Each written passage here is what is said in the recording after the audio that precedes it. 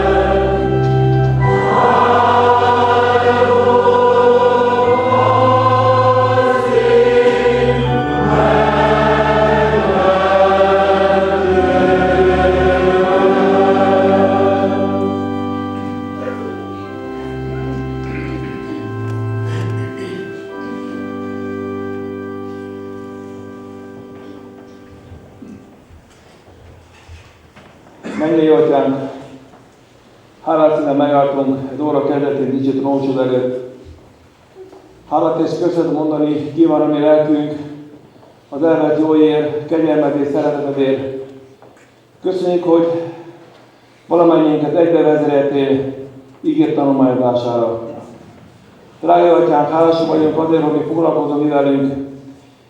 Nem tekintsz érdemtelenségünkre, hanem szereteted folytán lehajolsz mi hozzánk, és hívogat bennünket magadhoz. Köszönjük, hogy itt lehetünk távolról és közelről. Köszönjük, hogy indítottál bennünket, hogy eljöjjünk, és tőled tanulhassunk, és ezt továbbadhassuk másoknak is. Drága Jézus, az a mi kérésünk, hogy Szent Lelked jöjjön és vegyen részt ezen a estén, és ő tanítson bennünket, és ő vezényeljen minket minden igazságra.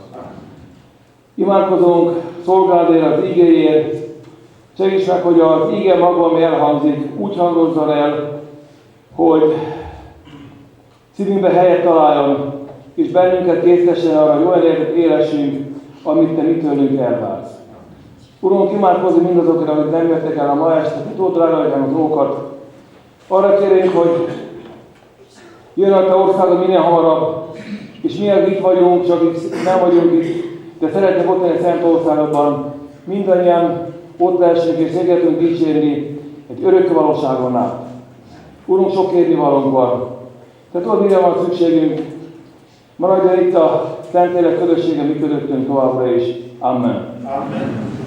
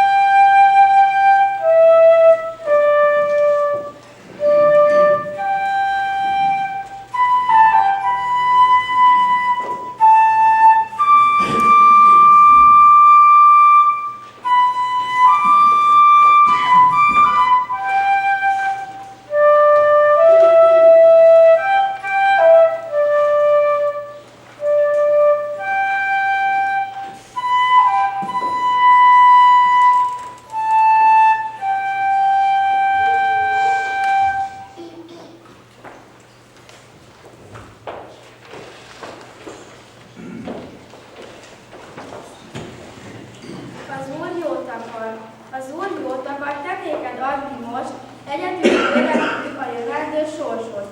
Üdvöz kínálsz neked örök életet, cserébe nem kér más, csupán a szívedet. Az Úr jót akar, fogadd el most tehát, nyisd meg ő előtte a szíved ajtaját. Boldog lesz életed, kibeszélhetetlen, és meg fogod látni, hogy jót akar Isten.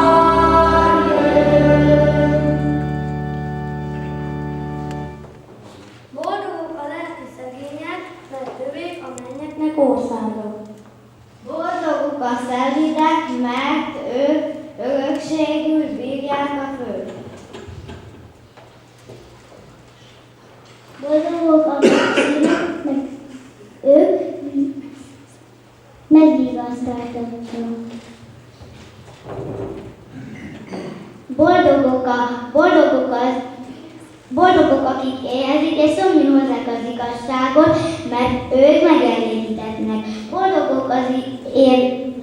Boldogok az irgalmasok, mert ők irgalmasságot nyernek. Boldogok a békességre igyekezők, mert ők az Istenek fiainak mondanak. Boldogok, akik háborúságot szenvednek az igazságért, mert övék a mennyek országa. Boldogok vagytok, ha szidalmaznak és háborgatnak titeket, minden gonosz hazugságot mondanak ellenetek. Én élem.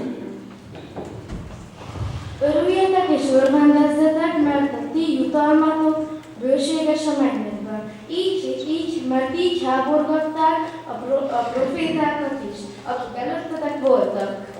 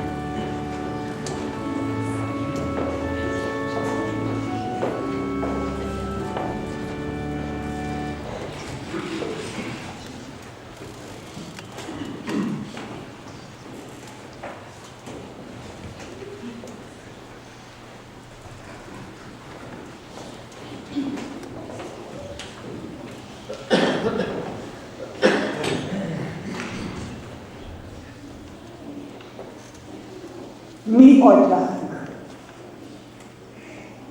te, kit az ész keres, kiért a szív hevül, te csak a szeretet talál meg egyedül.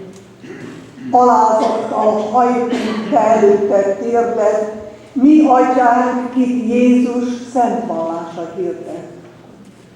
Mindenütt jelen vagy, szálló porszemekben, a fénylő csillagokban és a tiszta mennyekben.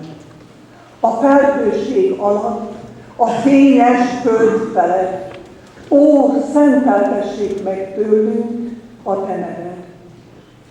Síralom völgyére mennyország leszállott, add, hogy hozzánk is jöjjön el a te országod.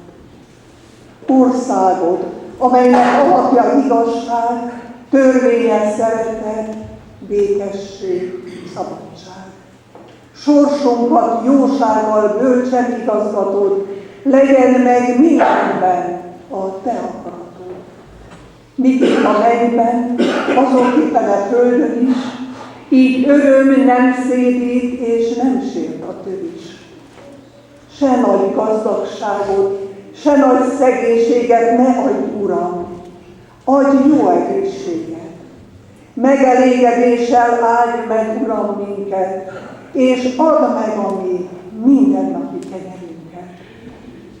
S hogyha gyarló lábunk bűnútjára téved, és ezzel megbántunk, jó Istenünk, téged, ó, bocsásd meg, kérünk a mi vétkeinket, miként mi is megbocsátunk ellenünknek. Óvd meg mind halálig lelki, testi rossztól, szabadíts meg, atyánk, minket a gonosztól. Mert tiéd a hatalom, szent és örök felség, tiéd a dicsőség és az egész mindenség. Tiéd a hatalom, zengi a föld és a menny, mind öröktől fogva, mind örökké. Ámen.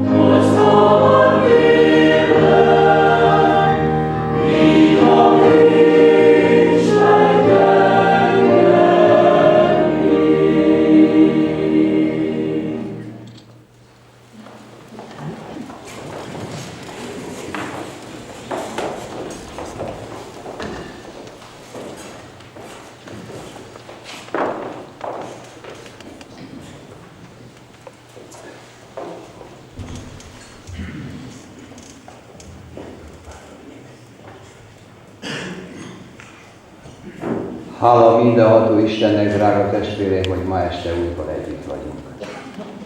Szeretettel és tisztelettel köszöntöm az egész gyülekezetet, és szívből kívánom azt, hogy ma este is a mindenható Isten bőségesen áldjon meg bennünket. Miért? Azért, mert mindannyian azzal a céllal jöttünk el ma este és Isten házában, hogy először is Istennel találkozzunk. Istennel pedig először az ígén keresztül találkozhatunk. Többen a bejáratnál elmondtátok azt nekem, hogy gyorsan elmúlt ez a hét. Teljesen megegyezek veletek. Nekem is nagyon gyorsan elmúlt. Olyan, mintha a múlt szombat este tegnap lett volna, vagy tegnap előtt. De sajnos ezen a földön mindennek, aminek van kezdete, van vége is, és a jó dolgok sokkal gyorsabban elmúlnak, mint a rosszak. Mielőtt rátérünk mai témakörünkre, egy kérdést kaptam, és erre a kérdésre szeretnék válaszolni. Szeretnék kapni választ a Róma 14 rész 3-tól a 6-ig terjedő és a többi pár versre. Hogy értsem? Aki eszik, az Úrért eszik, és így tovább, inkább felteszem vagy elolvasom a Szentírásból, és itt végül azt kérdezi, miről van itt szó? Mindenki legyen az ő értelme szerint meggyőződve. Én még hozzáteszem azt, mindenki éljen úgy, ahogy akar. Mindenki csináljon, amit akar. Van egy kérelem, amit sajnos nem tudunk teljesíteni, mert egy éneket szeretne énekelni, mi már az Isten tisztelet előtt kiválasztottuk az éneket, sajnos ezt nem tudom teljesíteni. Azonban olvassuk el Rómabeliekhez írott levél 14. részéből a 3-tól a 6-ig terjedő verseket. Aki eszik, ne vesse meg azt, aki nem eszik. És aki nem eszik, ne kárhoztassa azt, aki eszik. Mert az Isten befogadta őt. Te kicsoda vagy, hogy kárhoztatod a más szolgáját. Az ő tulajdon urának áll vagy esik, de meg fog állni, mert az Úr által képes, hogy megálljon. Emez az egyik napot különnek tartja a másiknál, amaz pedig minden napot, akinek van Bibliája, látjuk, hogy töltbetűvel van kiszélve, tart. Ki a maga értelme felől legyen meggyőződve. Aki ügyel a napra, az Úrért ügyel, és aki nem ügyel a napra, az Úrért nem ügyel. Aki eszik, az Úrért teszik, mert hálákat ad az Istennek, és aki nem eszik, az Úrért nem eszik, és hálákat ad az Istennek. Először is azt szeretném hangsúlyozni, hogy magyar nyelven a Károli Gáspár féle Biblia nyomdászati szempontból is roppant hiteles. Bizonyára, hogy megfigyeltük azt, hogy a Károli Bibliában egyes szavak töltbetűvel vannak kiszélve. Nyomdai nyelven kurszív. Miért vannak egyes szavak töltbetűvel kiszélve? Azért, mert azok a szavak nincsenek benne az eredetiben, azt a fordító tette hozzá, gondolva, hogy könnyebben érthetővé tegye a szöveget. Ez néha igen, de legtöbb esetben csak hátráltatja a megértést.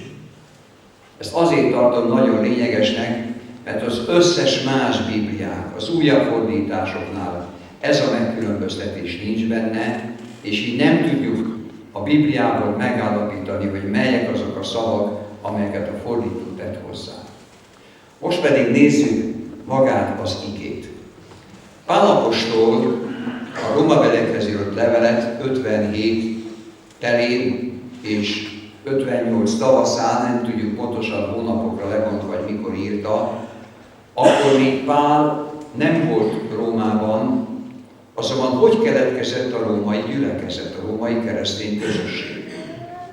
Bizonyára, amikor pünkösdnapján fent voltak Jeruzsálemben zsidók, akkor zsidók hazamenve Rómába kezdték hirdetni az örökkévaló evangéliumot, és úgy zsidók, mint pogányok elfogadták a keresztény hitet. És Pál értesült a római gyülekezetben problémáról, ami felütötte a fejét, és erre a problémára ad választ ezekben a szövegekben. Ami nagyon figyelemre méltó előbb, alapszinten azt szeretném hozni, hogy egyáltalán nem említi meg, hogy mit eszik az ember, és mit ne egyen. Nem arról beszél, hogy tiszta vagy tisztátalan, tudjátok, hogy miről beszélek, mert a Biblia ezt megkülönbözteti. Arról sem beszél, hogy hétfő, csütörtök, péntek, vagy szerda, vagy szombat, vagy vasárnap. Tehát a napok közül sem említi meg, egyet sem, az akkor valóban miről van szó. Mert a 3. vers azt mondja, aki eszik, ne vesse meg azt, aki nem eszik. Nem mondja, hogy mit eszik. Szó csak egyszerűen Pál közli azt, hogy aki eszik, az ne vesse meg azt, aki nem eszik. Az 5. versben pedig azt mondja, emez az egyik napot különnek tartja a másiknál, amaz pedig minden napot tart. Mert az egyforma nincs benne, ki a maga értelme felől legyen meggyőződve. Sokan belemagyarázzák ebbe a szövegbe és ezekben a szövegekbe azt, amiről Pál nem beszél. Mert figyeljük meg most a 6. versnek a mondani valóját, hogy mit tesz párhuzamba, mit tesz egymás mellé Pál apostol ebben a 6. versben, aki ügyel a napra, az Úrért ügyel. Nem említ meg egy napot sem. Tehát nem mondhatjuk, hogy szombatról, vasárnapról, vagy mohamedán szempontból péntekről van szó.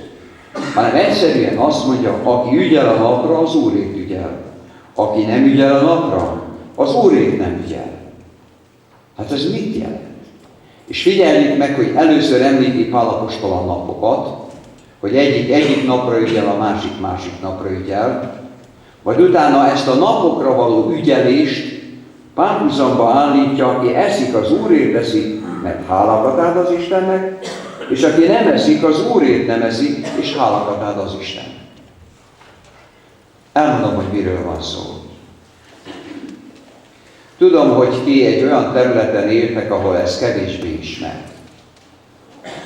A katolikus vidéken jobban észlelhető az, emlékszem rá kiskoromtól kezdve, mint katolikus család, a 7 nap közül a szerda és a péntek bőjt nap volt. Ez azt jelenti, hogy ezen a 2 napon nem volt szabad húst tenni. Azonban, ha ez mellé oda tesszük azt, amit olvasunk Lukács evangéliumában, hogy 2 ember ment fel imádkozni a templomba. Egyik farizeus, a másik vámszedő. És bizonyára, hogy ismeritek, drága testvéreim, a farizeus imáját. És a farizeus imájából csak ezt a néhány szót hozom. Böjtölök hányszor egy héten? Böjtölök 2-szer egy héten. És itt azt látjuk, hogy a zsidók 2 nap böjtöltek minden héten. De azt is látjuk, hogy a pogányok 2 napot böjtöltek egy héten. És azt látjuk, hogy a zsidók hétfőn és csütörtökön böjtöltek. A pogányok szerdán és pénteken. És mivel a római közösség pogányokból és keresztényekből tevődött össze, ezen vitáztak. Melyik nap helyes, és melyik nap kell böjtölni? Hétfőn vagy csütörtökön, vagy szerdán, vagy pénteken. És mivel ezt nem tudták sehogy sem megoldani, Pál apostol erről hallott, és azért köti össze a 6. versben, és aki azt mondja, és hogyha ezt tudjuk, hogy a böjtölésről lévén szó, akkor már is világos. Mert a 6. vers azt mondja, aki ügyel a napra, az Úrért ügyel. Aki nem ügyel a napra, az Úrért nem ügyel. Mert ne azon egyezkedjetek, keresztény testvéreim, írja Pál a római közösségnek, az első századi keresztény közösségnek, hogy most hétfőn és csütörtökön helyes böjtölni, vagy pedig szerdán és pénteken. Nagyon figyelemre méltó az, hogy a Bibliában, különösen az újszövetségi szentírásra utalok, nincsenek megszabott böjtnapok. Nincsenek előírt böjtnapok. A zsidóknál és a pogányoknál volt, és ezzel találkozunk.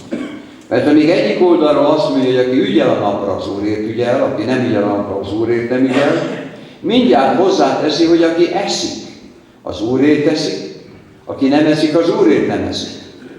Ne vitatkozzatok azon, hogy a böjtnapot ti hétfőn, csütörtökön, zsidó gondolkodás szerint, vagy szerdán és pénteken pogány gondolkodás szerint tegyétek, és most mint keresztények, akik elfogadtátok Krisztust, és hátat fordítottatok a pogány és a zsidó ceremoniális dolgoknak, és Jézus Krisztus az egyetlen példaképetek, ne ezen vitatkozzatok, hogy melyik nap az böjtnap.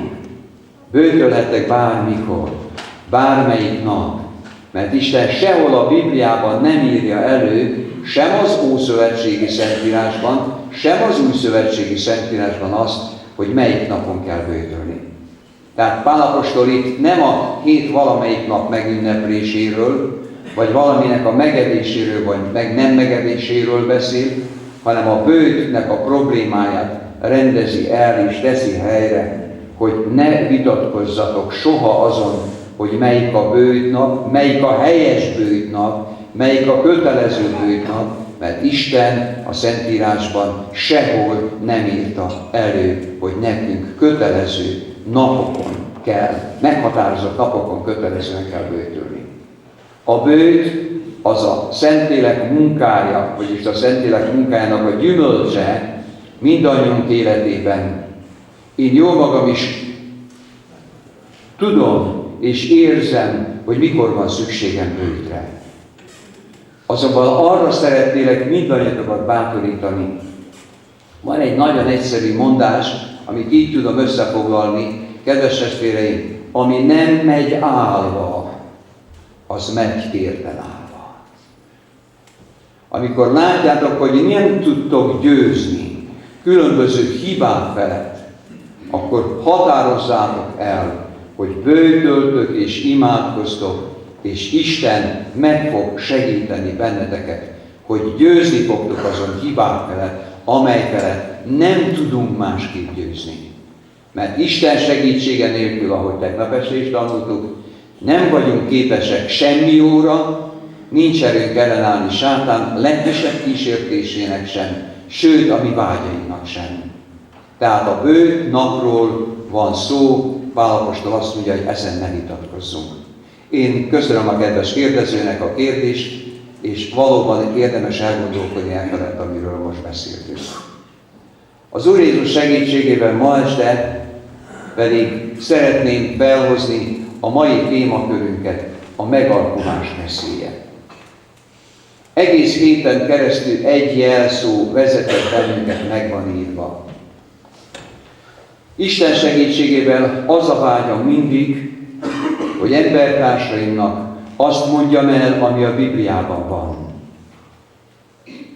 Mert sajnos hiába élünk már szabad keresztény államban több mint 20 éve vagy 25 éve, az keresztény emberek többsége még mindig nem ismeri kellőképpen a Szentírást. Ezért mindjárt a bevezetőben ma este mindannyiatokat arra bátorítanám, hogy amikor imádkozzuk a mi atyánknak ezt a kérelmét is, a többi 6 kérelem között, hogy add meg nékünk a mi mindennapi kenyerünket, akkor Jézus Krisztus ezt így fogalmazta meg a pusztai kísértés alkalmával Máté evangéliuma 4 rész 4. versében. Nem csak kenyérrel él az ember, hanem minden ígével, amely az Isten szájából származik. Egy elgondolkodtató dolgot szeretnék mindjárt említeni. Nem tudom, hogy megoldottuk-e azt a gordősi csomót, hogy miért egyes emberek miért förkednek gyorsan fel. Miért sértődnek meg? Miért vannak mindjárt a 10. emeleten, hogyha a kislábuk ujjára lép? Azért, mert nincs meg a harmónia, nincs meg a belső egyensúly. Fizikailag táplálkozunk, ha kell, 3-szor, 4-szer, 5-ször is naponta, de nincs időnk lelki táplálásra. Én arra kérlek benneteket, ne engedjétek meg magatokat azt, hogy elmúlik egy nap, és lelkileg ne táplálkozzunk. Mert akkor diszharmónia jön létre a mi lelki világunkban. Ha pedig fogyasszuk naponta a testi-lelki táplálékot, akkor stabil emberek leszünk, nem fogunk gyorsan felhőrkenni, mert a Szentlélek Isten lakozik bennünk, és lesz kellő türelmünk elviselni másik embernek rigolyáját, vagy ki tudja milyen rossz tulajdonságát. Ne legyünk megalkuvóak. Ez a címe gyakorlatilag a mai témakörünknek, a megalkuvás veszélye. Amikor Károli fordította a boldog mondásokat, akkor azt mondja, hogy boldogok a békességre igyekezők.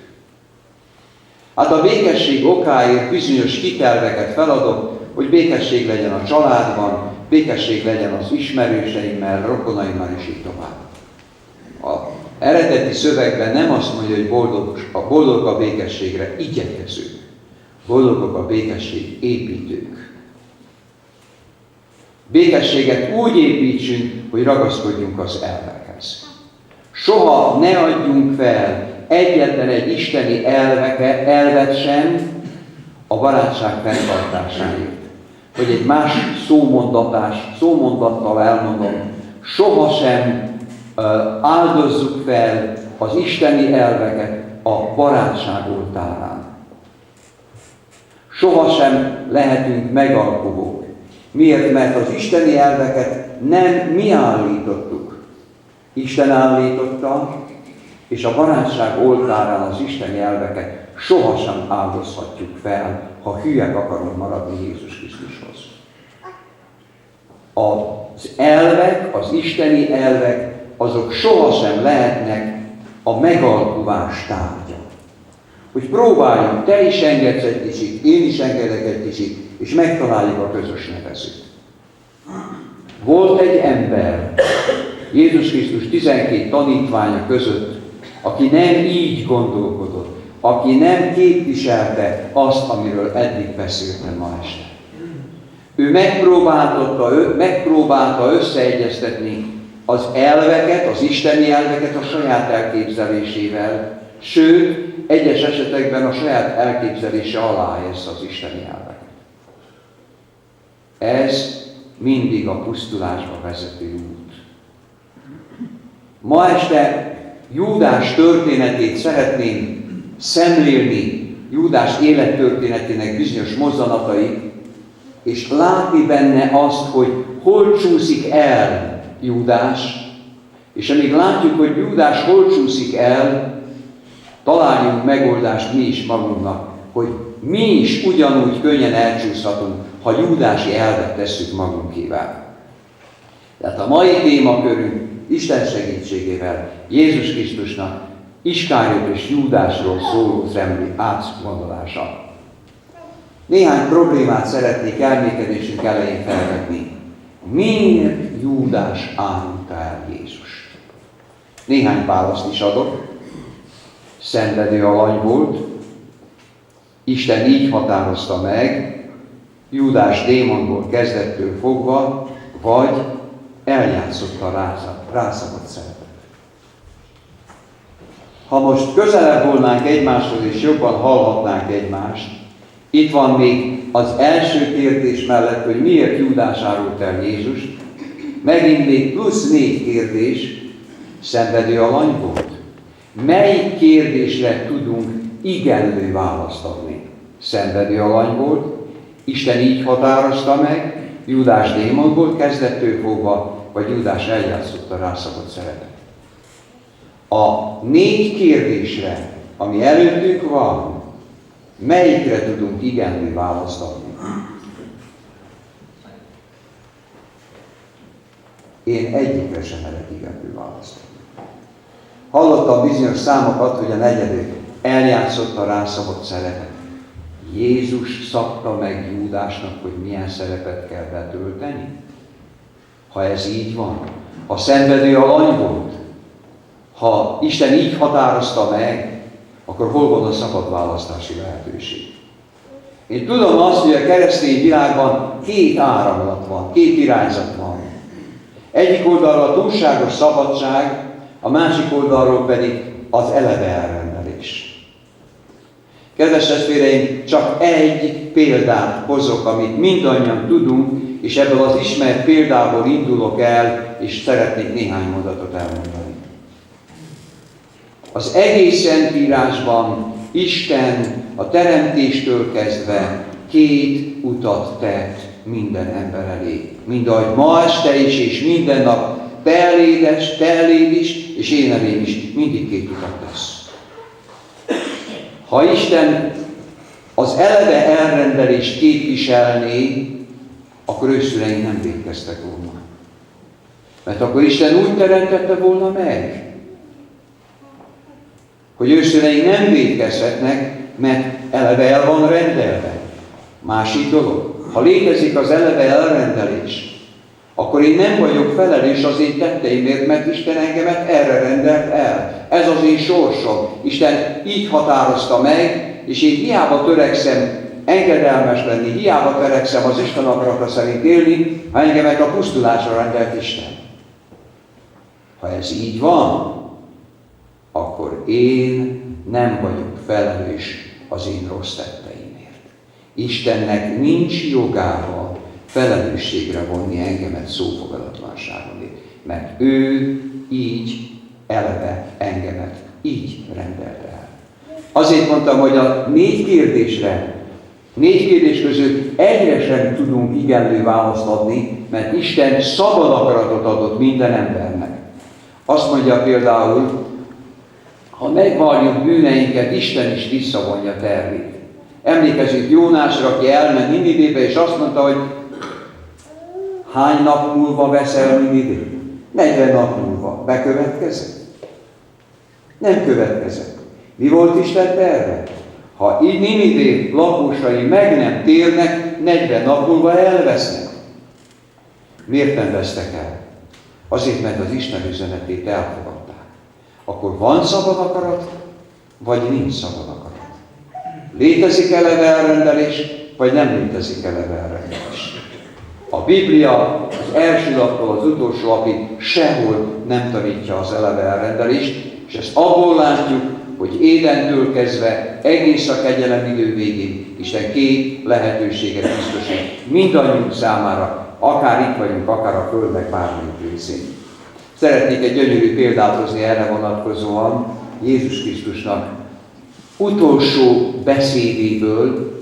Tudni, kedden tartotta közvetlenül halála előtt Jézus Krisztus az utolsó beszédet, egészen Máté evangélium a 21. részétől Máté evangélium a 26. rész 2. verséig.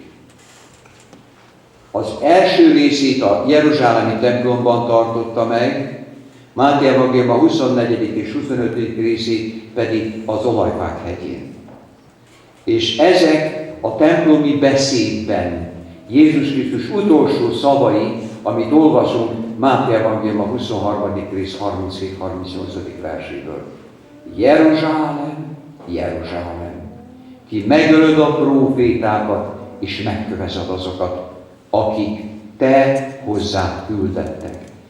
Hányszor akartam egybegyűjteni a te fiaidat, miképpen a tyúk egybegyűjti kis csirkét szárnya alá, és te nem akartad.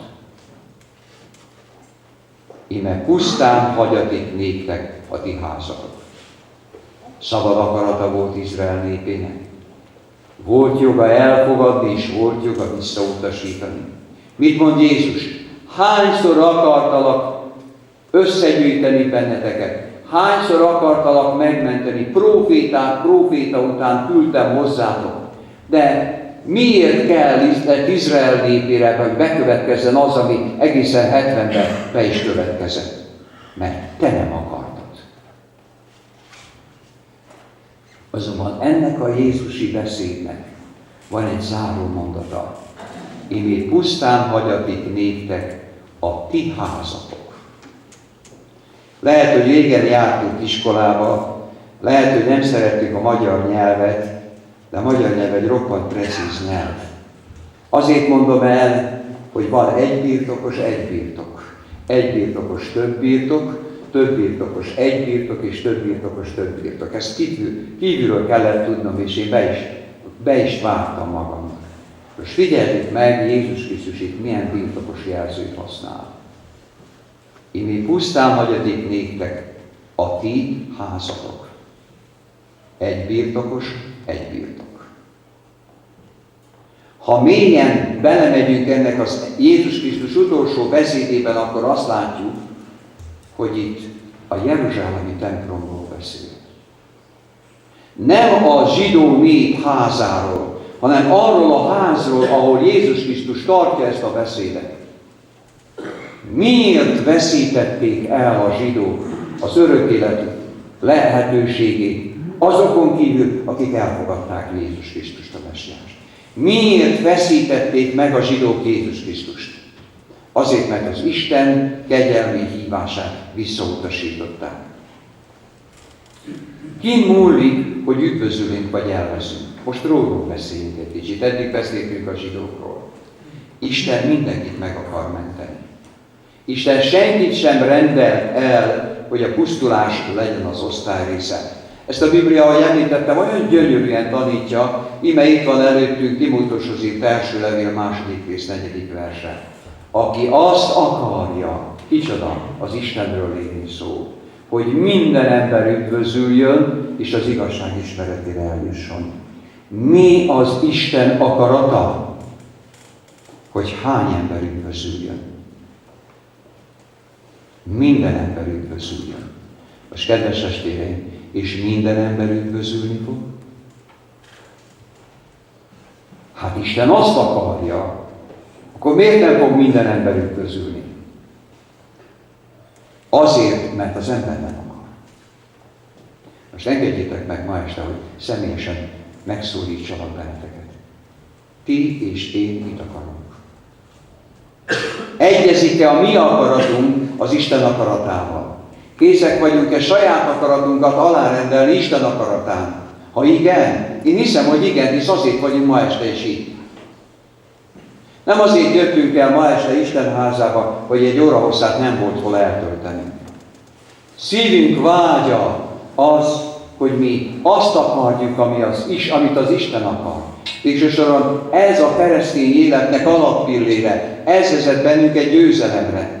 Tehát akkor Isten minden ember szeretne megmenteni, Sátán azonban mindenkit szeretne elveszteni. 1 Péter 5:8.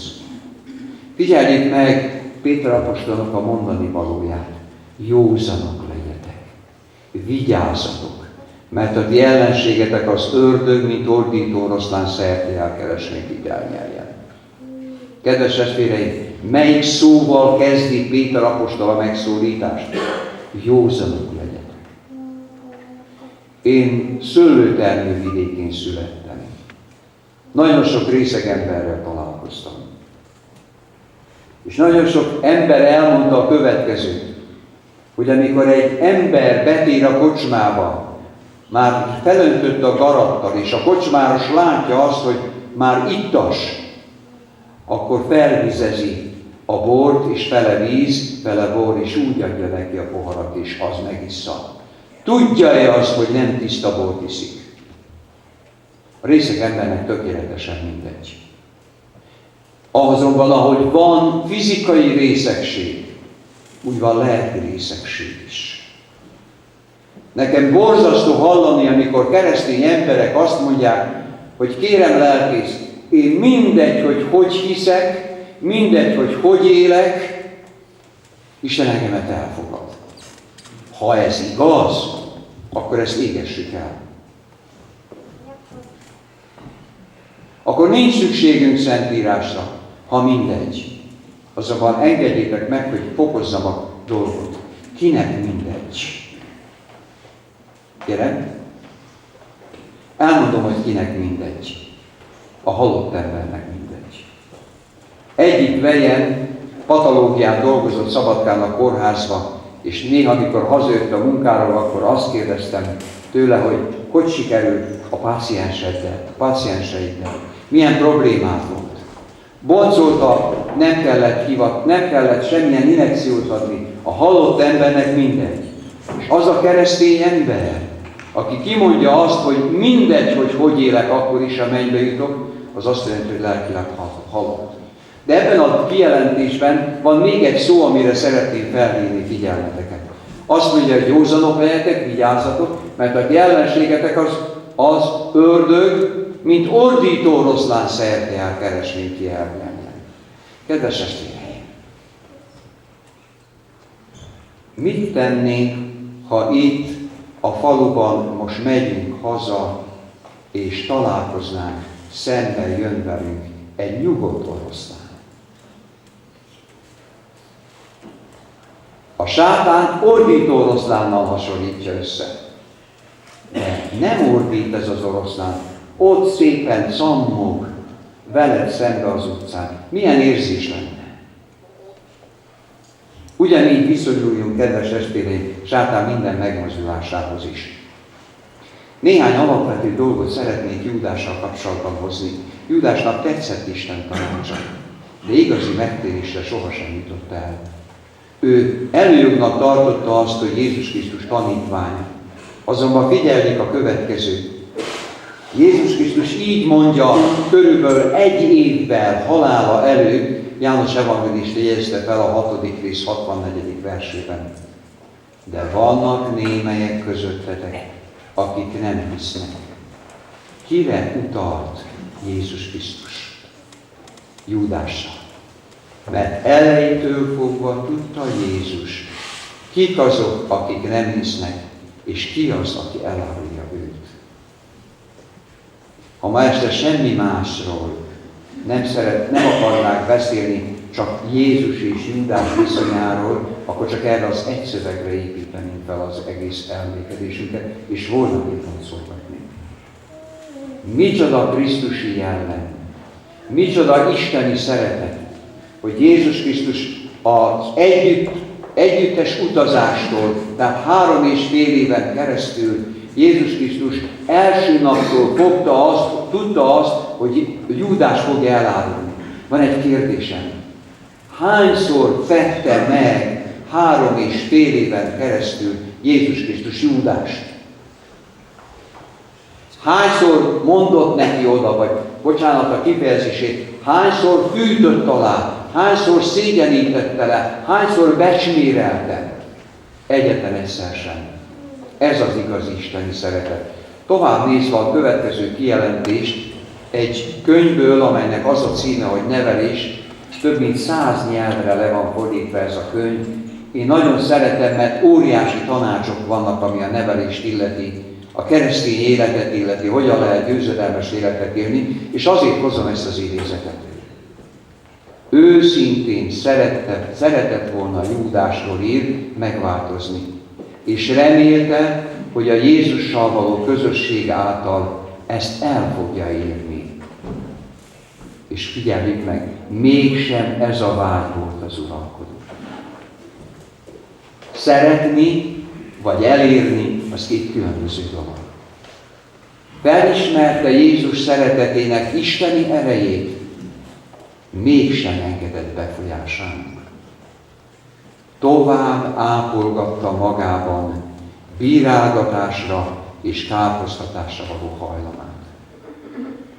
Vagy ma este találkozunk azzal, még Jézus szavait is felülbírálta. Ez a pusztulás útja.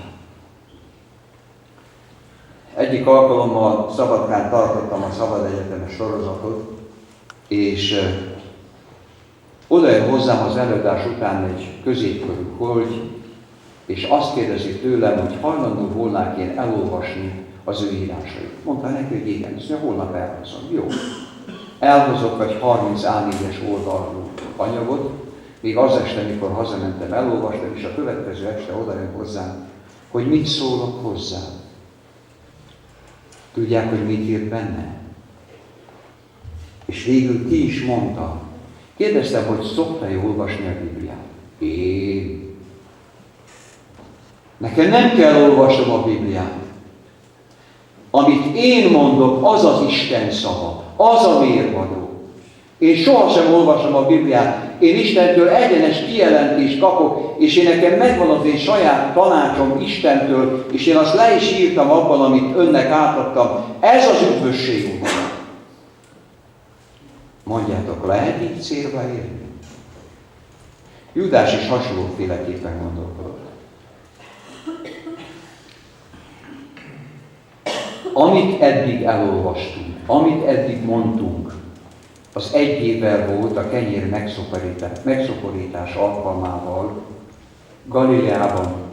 Így is tudjuk megfogalmazni ezt a kenyér megszaporítás utáni történetet, hogy válság Galileában. Olvassuk tovább János evangélium a 6. részéből a 70 és 71. verset. Felele nékik Jézus, nem én választottalak-e titeket a 12-t, és egy közületek ördög? Itt azért állok meg, testvéreim. Miért mondta Jézus Krisztus így? Miért nem mondta azt, hogy nem én választottalak-e titeket a 12-t, és egy közületek sátán? Miért utal és miért nevezi itt Júdást, hogy ti közületek ördög? Hát miért nem sátán? Nem egy és ugyanaz? Azért, mert a sátán szót héberből fordítottuk le, és az ellenséget jelent. Azonban amit figyelemre méltó, hogy Jézus Krisztus ebben a kijelentésében Júdást ördögnek nevezi. És mit jelent az ördög szó? Ugye görögből van a diabolos szó lefordítva ördög. Vádoló. rágalmazó. Emlékezzünk az előbbi szavakra. Ő görcsösen ragaszkodott rossz tulajdonságaihoz, és úgy gondolta, hogy így is lehet szolgálni Isten. Kedves testvéreim, soha nem volt az életünkben ilyen kísértés, vagy ha nem volt, de biztos, hogy lesz a jövőben, hogy mi a saját elképzelésünket akartuk véghez vinni, Isten szavával ellentétben, és meg voltunk nyugodva, hogy mi helyesen cselekszünk. Összefutottam egy emberrel, amit elmondott, azt mondom el, tragédia. Tudjátok, testvérem, mit mondott el ez az ember? Bibliaolvasó, protestáns ember. Faragó lelkész, ahogy én elfogadtam Jézus Krisztust, ahogy én hiszek Jézus Krisztusban, az az egyetlen igaz és helyes út, a többi az mind téves. Célba lehet így érni ilyen lelki állapotban. Felejtsük el. Na most olvassuk az igét. Értette pedig Júdás Iskárióta Simon fiát, mert ez akarta őt elárulni. Noha egy volt a 12 közül. És akkor gondolkodjunk együtt. Mikor tervezte Júdás elárulni Jézus Krisztust? Néhány nappal Jézus Krisztus elfogadása előtt, vagy már több mint egy évvel Júdás tervezte. Ott kullog, bocsánat a csúnya szóért, ott jár Jézus Krisztussal együtt. Ott hallgatja naponta Jézus Krisztus tanításait. Ott látja Jézus Krisztus csodáit, de belülről nem adja meg magát. Tervezi azt, hogy fogja elárulni Jézus. Elmondhatjuk azt, hogy Júdás szíve köves talaj volt. Júdás értelmével felfogta az igazságot. Ne haragudjatok meg rám. Sátán ezt nagyon sok őszinte keresztény embernél is eléri. Tudja, hogy mit mond Isten? Júdás is tudta. Elég ez az örök élete. Lelkesedett is Isten szaváért, azonban az önzés elfojtotta. Mindazt, amit tudott, mindazt, amit értett. Nem tudta Júdás megvalósítani, mert ő akarta megváltoztatni Jézus Krisztust. Nem engedte, hogy Jézus Krisztus igazsága és a Szentlélek változtassa meg. Először nézzük meg a vacsorát Betániában. Időben helyezzük el. Mikor volt a betániai vacsora? Melyik nap? Mennyivel előbb Jézus Krisztus halálától visszafelé számítva? Szombaton este. Júdás, Jézus Krisztus és a többi apostolok is ott vannak Simon házában, ezen a bizonyos vacsorán. És most figyeljük meg ezt a jelenetet. A János Evangélium a 12. része csodálatosan leírja 4-től 6-ig terjedő verseket. Mondta azért egy, Júdásról lévén szó, az ő tanítványai közül Iskáriot és Júdás Simonnak fia, aki őt el akarta árulni. Megint itt van.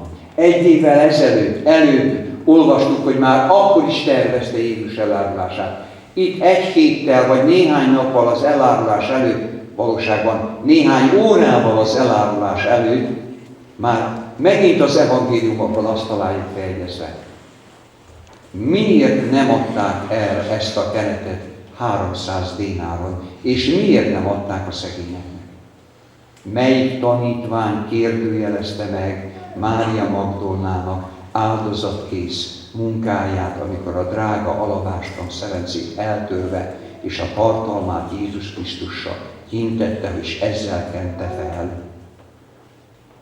Figyeljük meg a Júdásnak a kétszínűségét. Kiket pártol Júdás? A szegényeket. Miért ez a pazarlás? És kire lett elpazarolva, testvéreim? Jézusra, és ez pazarlás? Itt megszakítom a gondolatmenetét, és közbeékelnék egy dolgot. Vitték a kenetet vasárnap reggel az asszonyok a sírhoz, hogy megtenjük Jézus testét. Igen, És meg tudták enni? Nem. Máté evangéliumában Jézus Krisztus így válaszol, hogy szegények mindig lesznek veletek.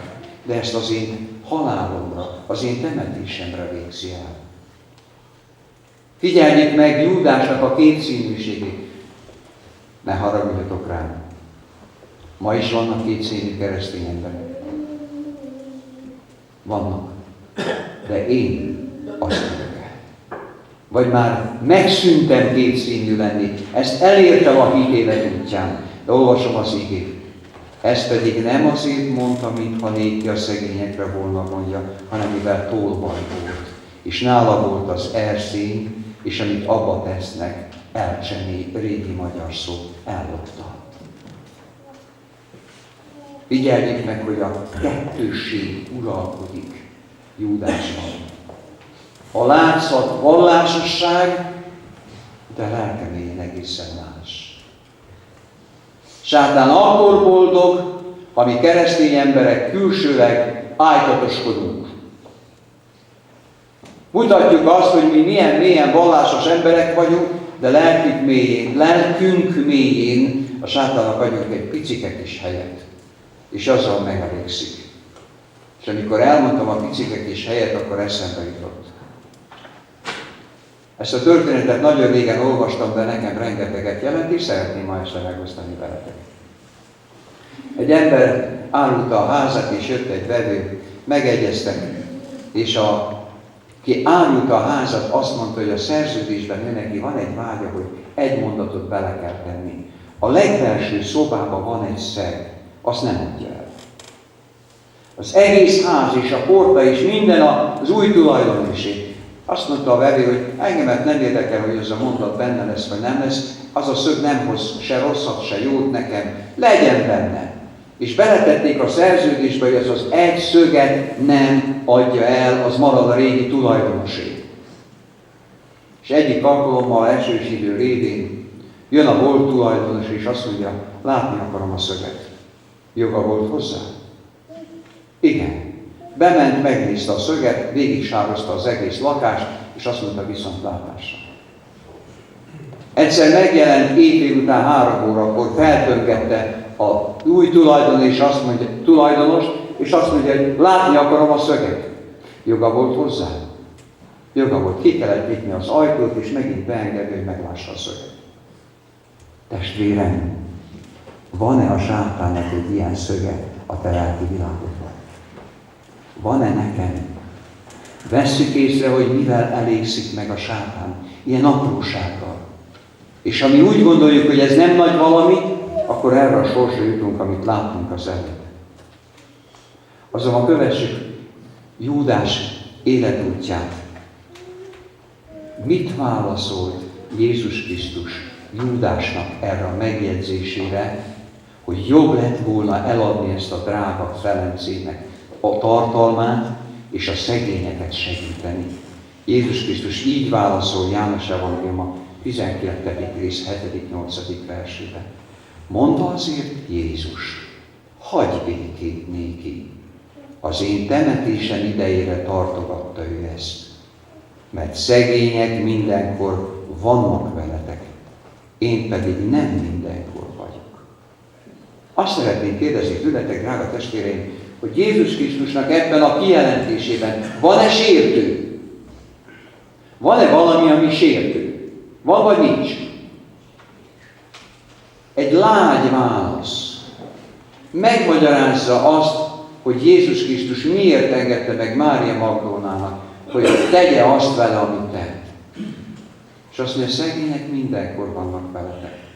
Én pedig nem mindenkor vagyok. Itt is utal arra, hogy nem sokáig lesz velük.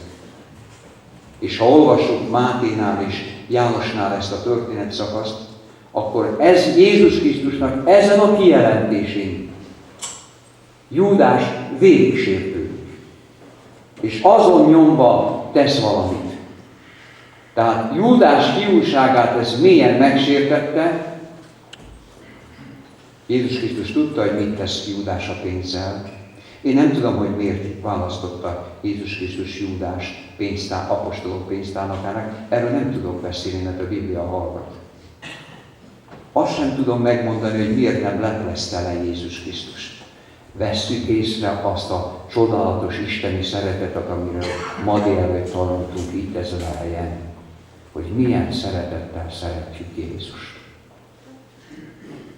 Jézus Krisztusnak volt alkalma kideríteni és leszégyeníteni Júdást ott Simon házában. Volt. Mondhatta volna, hogy te beszélsz a szegények megsegítéséről. Hát amit adnak az emberek az apostolok eltartására, nagy részét te ellopod a kasszából. Tette ezt Jézus? Nem. Miért nem tette? Azért, mert Jézus Krisztus még mindig harcolt Júdásért, és szerette volna megmenteni. Ez volt az élet célja. Én nem tudom, kedves testvéreim, ha mi lettünk volna Jézus Krisztus helyébe, hogy mit mondtunk volna Júdásnak. Azonban mi foglalkozzunk tovább Júdással. Júdás sokszor felismerte jelen hibáit, de nem engedett az isteni befolyásnak. Ő magát jónak tartotta. Nem egyezett meg a krisztusi elvekkel, inkább helyesnek tartotta a saját nézeteit. És kedves testvéreim, a sátán azoknál a keresztényeknél, akiknél tudja, hogy ezt el lehet érni, sajnos el is éri. Csak te ragaszkodj a te nézetekhez, amit vallottál 10, 20, 50 vagy 80 éven keresztül, és ne fogadd el azt, amit Isten a Szentírásban mond. Így olvassuk Máté Evangélium a 26. részében a 14-től a 16. terjedő verseket. Akkor a 12 közül egy, akit Iskáriot és Júdásnak hívtak, a főpapokhoz menvén mondta, mit akartok nékem adni, és én kezetekbe adom őt. Miért kérdezte ezt Júdás? Miért? Én most már, nekem betelt a pohár. Amit adtok, azt adtok, én Jézust a ti kezetekbe adom. Azok pedig rendelek néki 30 ezüst pénzt, és ettől fogva alkalmat keres, ugye Júdásról van szó, hogy elárulja őt. Nem Júdás szabta meg a 30 ezüst pénzt. Amit adtok, azt adtok, én meg akarok szabadulni Jézus Krisztustól. És most figyeljük a dráma csúcsát. Eljött Júdás az utolsó vacsorára. Mikor volt az, amikor Júdás megkapta a főpapoktól a 30 ezüst pénzt? Szombaton este. Mikor volt az utolsó vacsora? Csütörtök este. Most képzeljük el, Júdás jön az utolsó vacsorára, a 30 ezüst pénzzel, a Jézus fejbérével a zsebében. El tudok-e én menni úrvacsorázni, megbékületlenül, vagy valakire haragszom, és mégis úrvacsorázom? El tudok én menni úrvacsorára úgy, hogy nem rendeztem el bűneimet sem Istennel, sem embertársaimmal? Ezt tette Júdás. Ha én így úrvacsorázom, akkor Júdás lábnyomában járok. És azt olvassuk, hogy vacsora közben, és itt szeretnék egy szót különösen kiemelni, vacsora közben, mikor az ördög besúgalta már Iskáriot és Júdásnak, a Simon fiának szívébe gyárulja előtt. Itt azért kérdezem ezt, mert erre később vissza kell térni. Az utolsó vacsora elején hol volt a sátán? Júdásban, vagy Júdáson kívül? Itt van a szöveg. Júdásban, vagy Júdáson kívül? Júdáson kívül. Honnan tudjuk, mert sugalta, kívül sugalta befelé Júdásnak. Júdásnak a sátán, hogy árulja előtt. Azonban, ami különös, hogy az utolsó vacsorán Júdás számára még mindig volt visszaút. És azt szeretném, kedves testvéreim, hogy a ma este az elmékedésünk hátralévő részében egy szempontot tartsunk elő, szemünk előtt. Mennyit küzdött Jézus az utolsó vacsorán Júdásért, amikor már a 30 ezüstpénz ott volt a zsebében. És amíg végig kísérjük ma este, hogy mennyit küzd Jézus Júdás megmentésért az utolsó vacsorán, akkor ne csak Júdást és Jézust lássuk, hanem értsük meg belőle azt, hogy amennyit küzdött Jézus Krisztus Júdás megmentéséért, ugyanannyit küzd a te és az én megmentésemért. Megszólít, tanácsol, figyelmeztet, szeretetével magához ölel, mint ahogy ezt tette Júdással kapcsolatban is. Figyeljük meg sorban, kinek mosta meg Jézus Krisztus az utolsó vacsorán elsőnek a lábát. Az evangélium leírásából pontosan ki lehet venni azt, hogy Júdásnak volt. Júdásnak. Utána, amikor visszatér, vagy mikor mossa a lábat, akkor azt látja, azt mondja Jézus Krisztus, ott Péternek meg a többi tanítványoknak, hallja ezt Júdás is. Tiszták vagytok, de nem mindnyájan. Kire utal Jézus Krisztus ezzel a kijelentéssel? Júdásra. Júdás szövekel. Júdás kőkemény maradt továbbra is. Visszajön az asztalhoz, és beszélgetnek, és azt mondja Jézus, ti közületek elárul engem. Miért ilyen tapintatos kijelentéseket tesz Jézus Krisztus? Meg akarja menteni. Majd utána ezt olvassuk Márk evangéliumában. Jaj annak, aki az embernek fiát elárulja, jobb lenne, ha nem született volna. Figyeljük meg, hogyan szólítgatja ott az asztalnál. Később ezt olvassuk, ti közületek elárulj engem, belemártván a falatot és adta Júdásnak. Vesszük észre, hogy mind világosabbá akarja tenni. Júdás még mindig van visszaút. Ott van a 30 ezüstpénz a zsebedben, tudom, de számodra még mindig van kegyelem. Térj el, változz meg, hozz egy újabb elhatározást.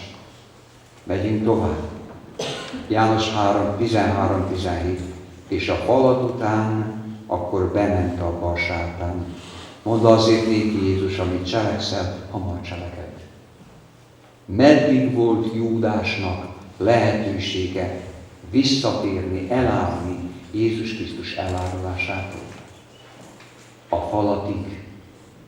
Ezért éleztem ki az imént, hogy Jézus Krisztussal kapcsolatban és az utolsó vacsorával kapcsolatban azt olvastuk, hogy az utolsó vacsora elején sátán besugallta Iskáriotosnak Júdás szívébe. De még akkor szabad akarata volt.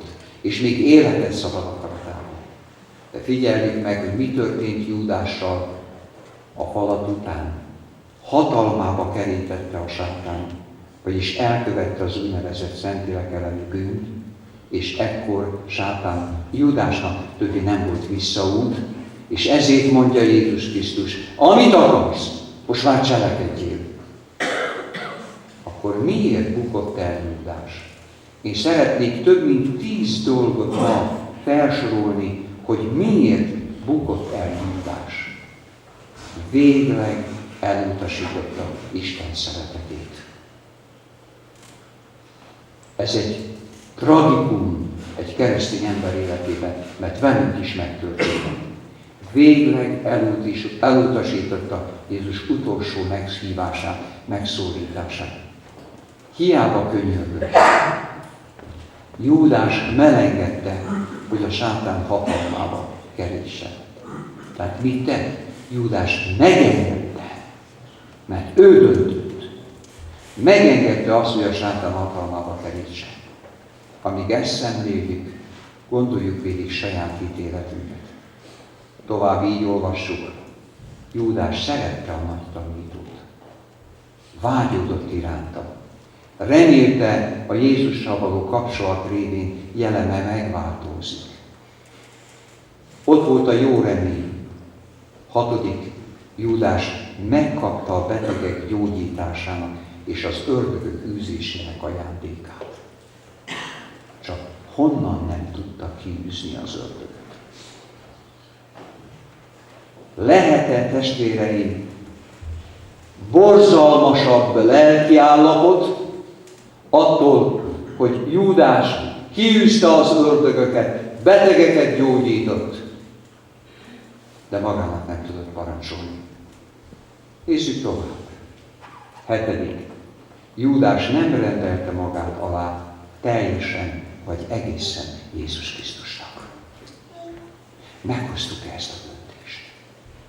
Vajon teljesen átadtuk-e életünket Jézus Krisztusnak?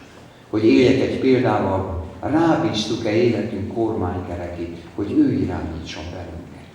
Megbízunk-e annyira Jézus Krisztusban, hogy ő biztos a legjobb úton vezet? Jobb úton, mintha a saját eszünk után járunk.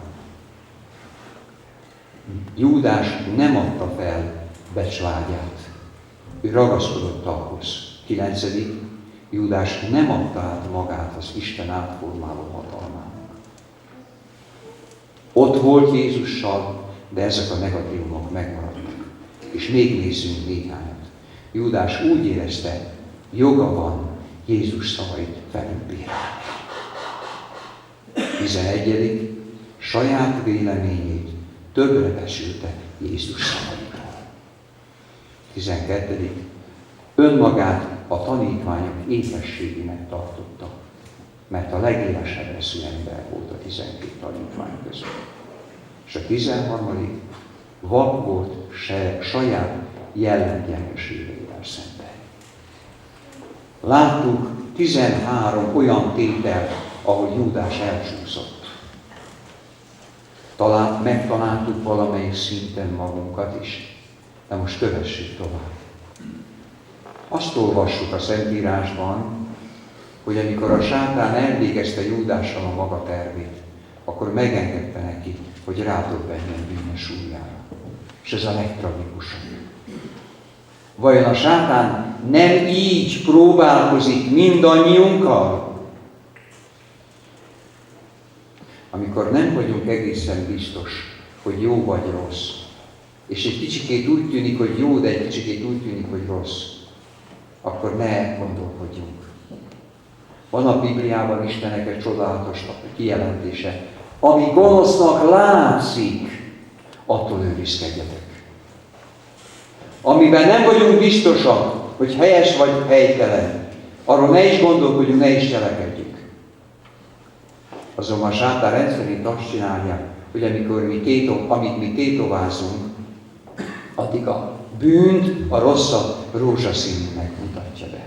Édesgeti, nézd meg, semmi bajod nem lesz, kövesd el, tedd meg, ne gondolkozz sokáig, ne imádkozz, elég bölcs vagy te ahhoz, tudsz te dönteni saját sorsod felel. Most is képes vagy arra, hogy megkülönböztess a jó és a rossz, úgy, hogy milyen jó, úgy, hogy milyen szép. És amikor rácsábít bennünket a bűnre, és mi elkövetjük, akkor megfordítja a nagyítót, és nézd meg, hogy mekkora bűnt követtél el. Rád már nem vár semmi, csak az örök pusztulás. Te elvesztél. Ez a sátán munkamódszere látható Júdás életében is.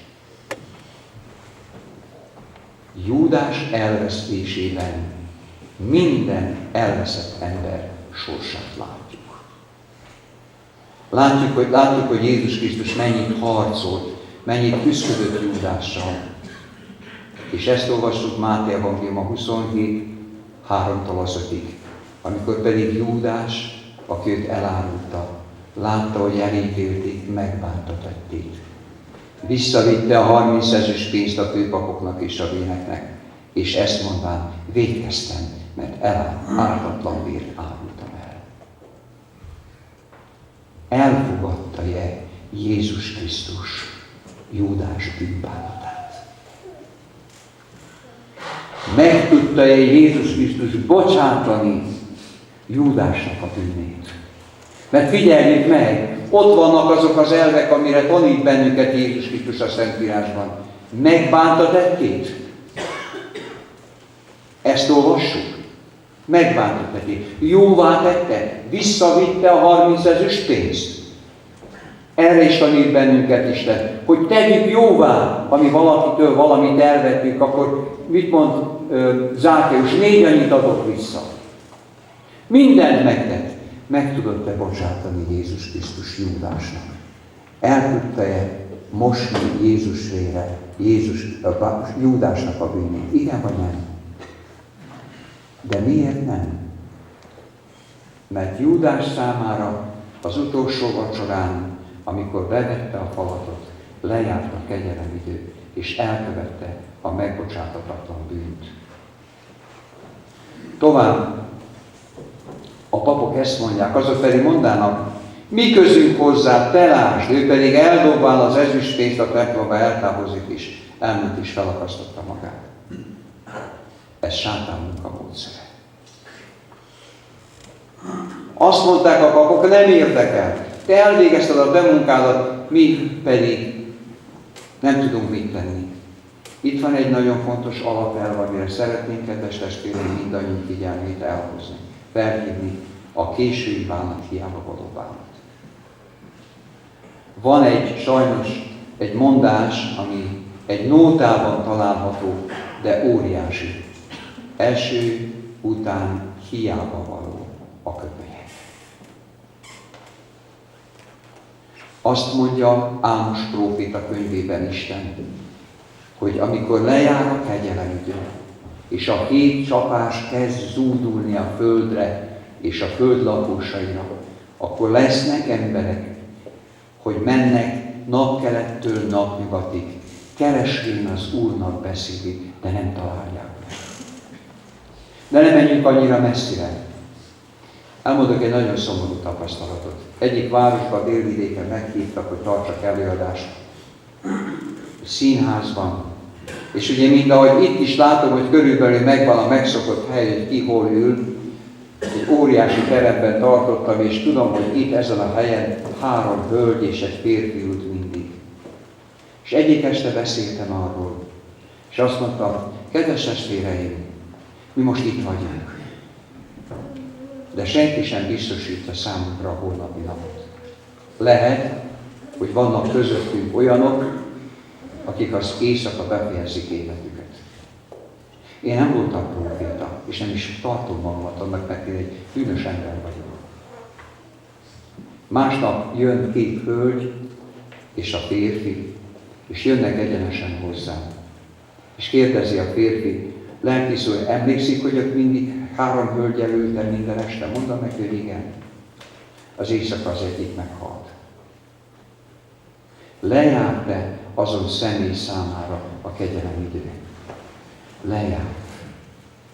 Ki biztos közülünk abban, hogy biztos megérik a holnap reggel? Késői bánat, hiába való bánat.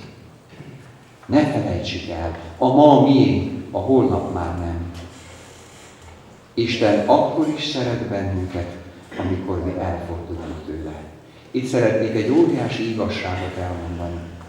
Isten sohasem fordul el tőlünk bűnös emberektől. Mind a Júdásról se nem fordult el. Amikor úgy érezzük, hogy megszakadt a kapcsolat közöttem és Jézus Krisztus között, ez mindig azért történik, mert mi fordítottunk el hátat neki, vagy mi fordultunk el tőle. Jézus Krisztus az utolsó, ki küzd. Ha viszont végérvényesen kitartunk, csökönyösen, elhatározásunkban, akkor Júdás sorsára jutunk. Kedves testvéreim, én abban a meggyőződésben állok ma este is előttetek, hogy közülünk senki sem szeretne Júdás sorsára jutni. Jól gondolom? Hiszem, hogy senki. Tanuljuk meg Júdás életéből, hol siklott ki, hol nem tett helyesen, és amikor a hitéletünk útján jelentkeznek ilyen dolgok, akkor jusson eszünkbe az, amit a Bibliából ma este tanultunk. Válasszuk a jót, válasszuk az engedelmességet. És ahogy említettük elmékelésünk elején, az isteni elvek sohasem lehetnek alkutárgyak, és az isteni elveket sohasem áldozzuk fel a barátság oltárán. Kedves testvéreim, Isten segítsen meg bennünket, hogy elhűen éljük életünket, És amikor Isten valamit mond, az legyen számunkra szent is. Amen. Függetlenül attól, hogy eddig mit tudtunk, és hogyan gyakoroltunk, hátralevő életünkben legyen életcélunk az, hogy hozzuk össze életünket, hitéletünk gyakorlatát teljesen az isteni elvekkel. Hogy elfű emberekként éljük, legyünk és maradjunk. Hogy amikor Jézus Krisztus eljön, akkor az ő kegyelméből országának örökösei legyünk. Amíg hallgatunk Isten szavára, addig mindig van remény. Isten számára minden ember elveszése tragédia. Ugyanakkor ne keményítsük meg szívünket Isten intézet és kérelme előtt. Mind, hogy az Júdás tette, sőt, Isten segítsen, hogy senki közülünk Júdás sorsára ne jusson. Az én szívem és az én vágyam Istenhez az, hogy Júdás lábnyomába senki ne járjon. Ha talán láttuk azt, hogy voltak ilyen dolgok, akkor forduljunk el, tanuljunk meg Jézus Krisztus lábnyomába járni. Szeretnénk ezt a döntést meghozni? Valóban szeretjük annyira Jézus Krisztust, hogy az ő lábnyomába akarunk járni. Én erre egyre tanácsolok benneteket. Most ebben a pillanatban roskadjunk magunkba, és mondjuk el közösen, Jézusom, én néha-néha tétováztam. Néha-néha úgy gondoltam, hogy elég bölcs vagyok ahhoz, hogy hogyan kell élnem és követnem téged.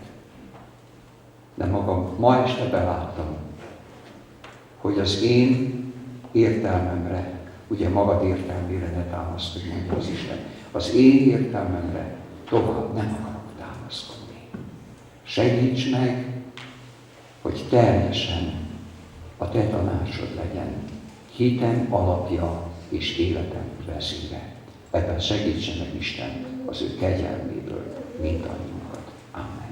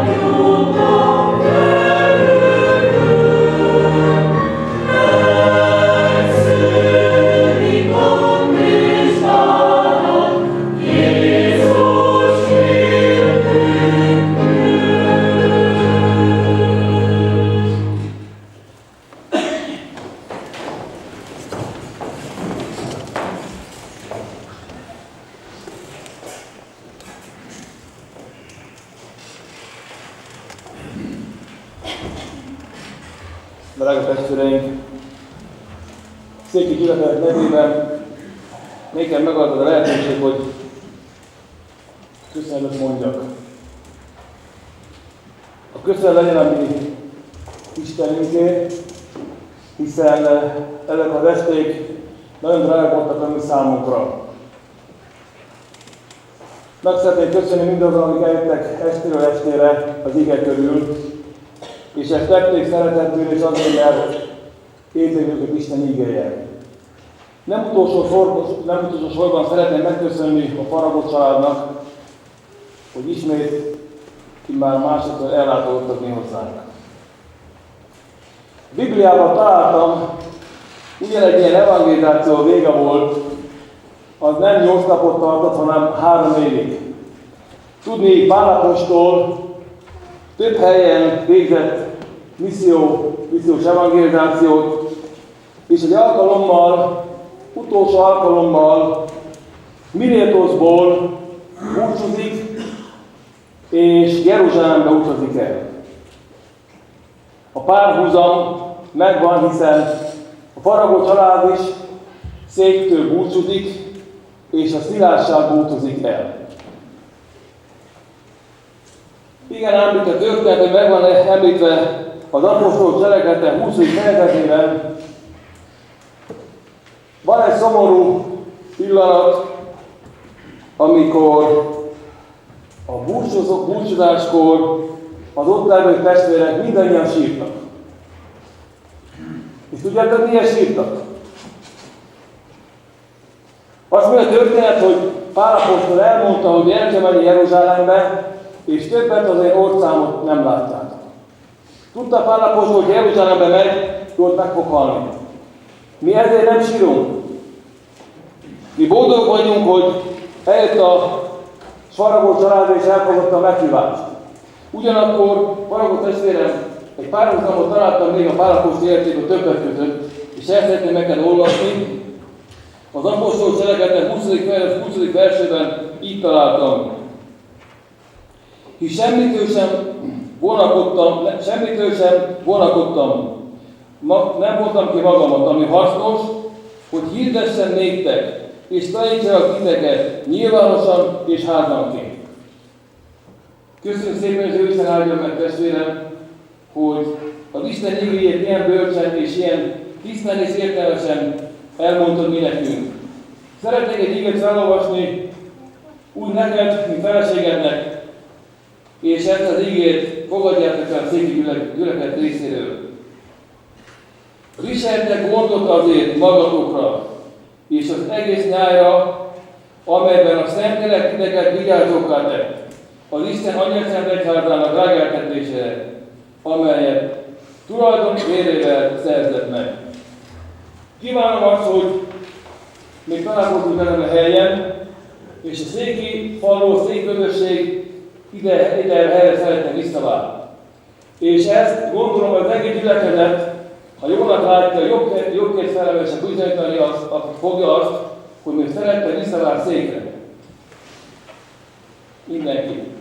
Szeretnék találkozni ezen a helyen, és a Jóisten áldásával bocsánatot minket téged, titeket erre a helyről. Megkérem szépen Pálti testvétől, hogy imát mondjam, érettetek. Megkérem a gyülekezetet, hogy állják el.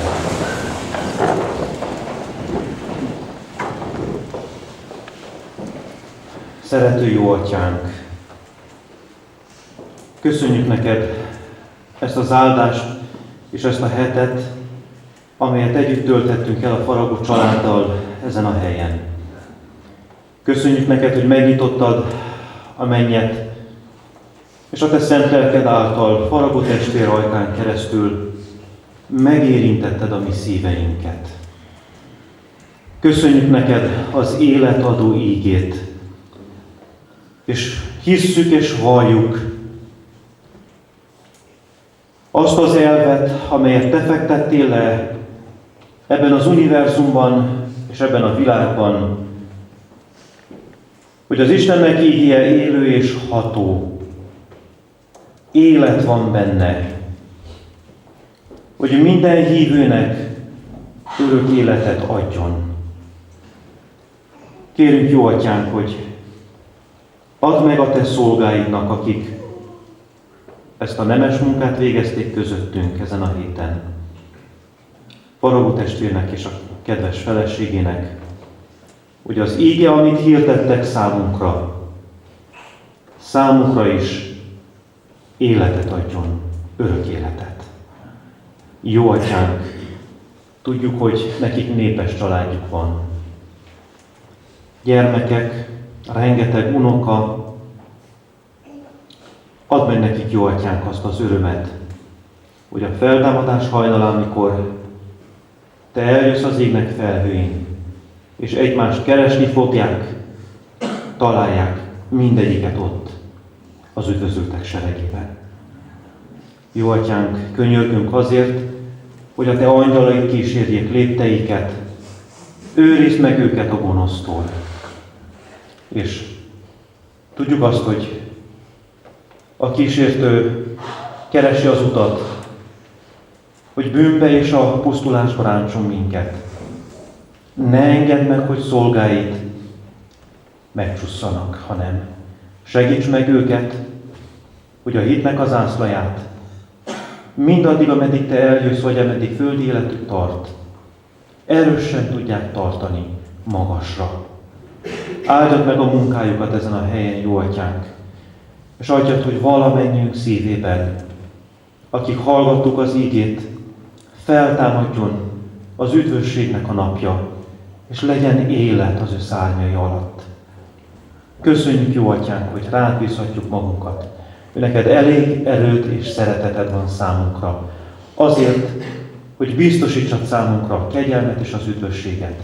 Fogadd el hálánkat és szívünknek áldozatát. Jézus Krisztus nevében könyörögtünk, hallgass meg. Ámen.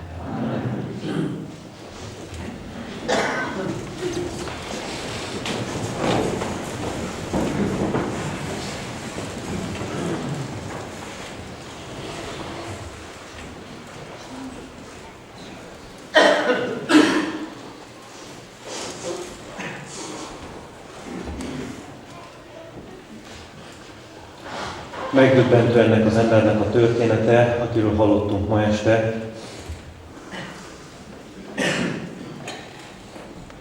Jobb lett volna Júdásnak valóban, ha nem született volna meg. Jobb lett volna azoknak az embereknek, akik majd feltámadnak, de csak a keserűségre támadnak fel. Jobb lett volna, ha nem születtek volna meg. Azok, és itt most a keresztényekhez szólok, mert a kereszténységtől Isten többet vár el, mint a pogány világtól.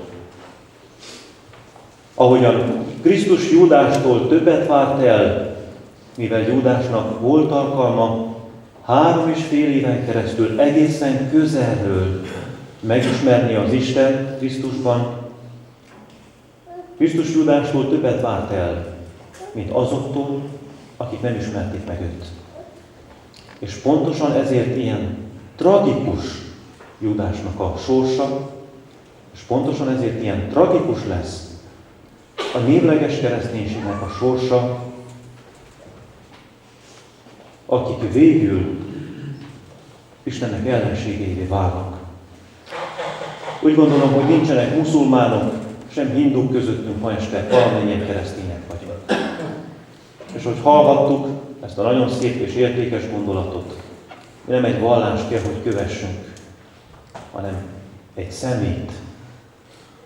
Nem egy valláshoz kell hűséget esküdnünk, hanem Krisztusnak. Nem egy vallást kell élnünk, hanem egy hitet. És a kérdés az, ami nyitott marad valamennyiünk számára, számomra is, mint lelkész, számotokra is, kedves testvéreim, az, hogy amikor halljuk a Krisztus hívó szavát, milyen mértékben követjük őt. Evangelizációs sorozatunk és a ma esti istentiszteletünk befejezésére meghívlak, hogy énekeljük el azt az 500 éves protestáns éneket, amely oly sok kereszténybe bátorságot, elkötelezettséget, elhatározást öntött, ami a régi énekeskönyv 279-es számú éneke. Énekeljük ezt az éneket közösen, amely így kezdődik: erős vár a mi Istenünk.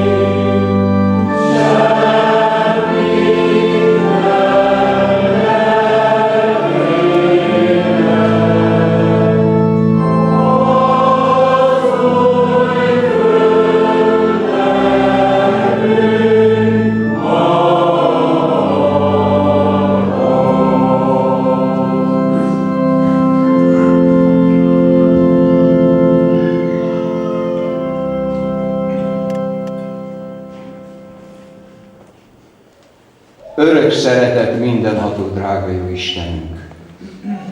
Hála, köszönet, dicséret és felmagasztalás mindazokért az áldásokért, amelyben részesítettél valamennyiünket ezen a héten. Köszönjük igéd tanácsait, köszönjük lelked vezetését és indítását. Arra kérünk, Atyánk, hogy amit tanultunk, az ne csak az értelmünkig jusson el, hanem a szívünkön keresztül testesüljön meg hétköznapi életünkben. Add, hogy az igének ne csak hallgatói, hanem megtartói legyünk. Segíts meg, Istenünk, további életünkben úgy élni, hogy amikor eljössz nem sokára, Jézusunk, akkor veled örök életre találkozhassunk. Áldj meg mindannyiunkat, akik itt állunk előtted. És add, hogy nem csak mi, akik itt vagyunk e faluból, hanem a falu minden lakósáért könyörgünk ez alkalommal is, és a földön élő minden emberért, Istenünk, segíts meg, hogy a Te ígéreted szerint egy őszinte ember se vesszen el. De segíts meg, hogy azon egy őszinte ember között mi is ott legyünk. Köszönjük, hogy meghallgatod, Atyánk, imánkat. Jézus Krisztus szent nevében kértünk. Amen.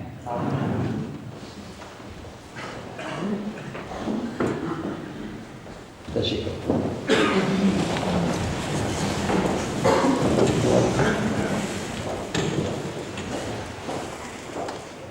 Drága testvéreim, nekem az elköszönés az mindig a legnehezebb. Már annyira megszoktuk egymást, többetekkel beszélgettem, és azt mondtátok, hogy mit fogunk csinálni jövő héten. Már az autók is megtanulták, hogy merre kell menni minden este 7 órán. Itt voltunk együtt. Én nagyon-nagyon szeretnélek benneteket meghívni és nyomatékosan hangsúlyozni, hogy az a péntek esti témakör, ami minden pénteken, most első péntektől kezdődően lesz itt ezen a helyen, ne hagyjátok, ne mulasszátok el. Én tudom a témaköröket, amelyet Pápi testvér fel fog dolgozni. És még egy titkos dolgot hadd mondjak el nyilván. Az a tervünk, hogy a tanulmány vázlatát mindenki írásformában megkapja. Lesz lehetőségetek odahaza átolvasni, sőt, Biblia igéket kikeresni, mert minél többet foglalkozunk ilyen dolgokkal, annál több marad meg. Bennünket a feleségemmel is az vezérel, hogy itt van CD-n a 8 előadásnak hanganyaga. Ezt szeretném minden kedves látogató testvéremnek ajándékba adni, és az mellett ezen a CD-n még 3 csodálatos könyvnek a hanganyagával is találkozunk. A megváltás története, Krisztus példázatai. Én sok Krisztus példázatai könyvet elolvastam eddig az életemben, de az, ami rajta van, nekem ebből tanultam legtöbbet. És még egy csodálatos kis könyv, Közösség Istennel. Tehát a 8 prédikáció és 3 könyv hanganyagát találjuk ezen a CD-n, és ezt szeretném minden kedves látogatónak adni, hogy odahaza, hallgassák és ismételten tegyék. Nem akarok ezzel kapcsolatban tapasztalatokat mondani, 2 mondatban próbálok összefoglalni. Van Magyarországon egy baptista szakorvos, és azt mondta, hogy minden CD-net, ami van, amelyen előadások vannak, adjam oda, és felkereste egy házaspár, ahol romokba hevert a tisztesség, a becsület, és el akartak válni egymástól. Amikor végighallgatták ezeket az előadásokat, nem csak ezt, sofőr volt az ember, akkor hazajött és azt mondta, 2 hetes útról, kedves feleségem, én hazudtam neked, én csaltalak téged, én becsaptalak téged, félrevezettelek, de én az úton megtértem.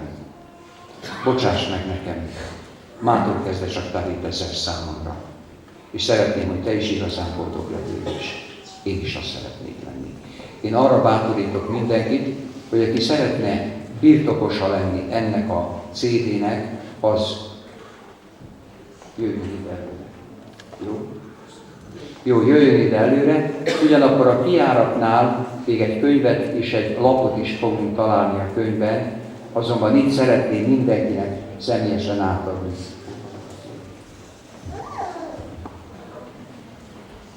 Minden kedves látogató